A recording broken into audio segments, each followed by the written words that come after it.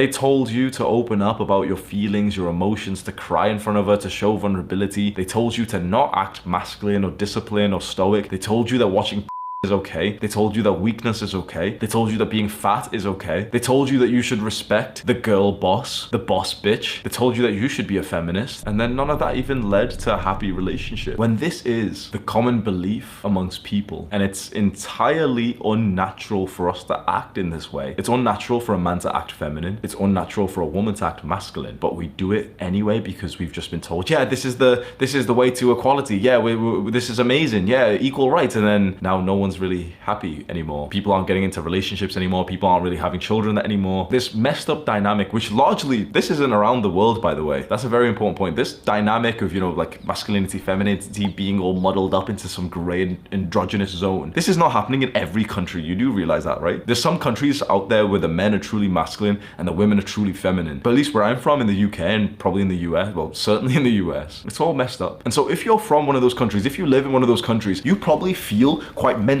and physically just weird, because what you are supposed to be like, what you are supposed to do, you're being told, no, we're not like that. All of this advice leads to relationship, especially sex issues, where you could literally be doing what should be the most intimate, most passionate, most mindful experience of your entire life, which is making love. You could be doing that whilst overthinking and feeling anxious. Think about that. This may be two absolute primal, 100% mindfulness present inducing activities that are absolutely sacred, that literally put you into a primal zone. There's two activities. Can you think of what they are? Oh, there's probably actually more. There's probably like maybe three. One is making love, the other one is fighting, and the third one is probably protecting your young, which relates to the second one. There's just a handful of absolute primal activities that should have been kept totally sacred. And now we have men who are making love who aren't even there. They're AFK in their own brains whilst their wife's there in front of them. They're thinking about the top 7 tips that they've learned on how to make her orgasm 7 times before they have sex. All of this pressure on men. If you can't get hard, it's your fault. If she doesn't get wet, it's your fault. So whilst this could be and is a sign of low testosterone, it's also just a sign of how messed up things are just in general, especially in Western countries. Saying it like that, like making love is one of our very few primal desires that should be kept absolutely sacred, and now it's been tainted with the overthinking that stems from the conditioning we've been through.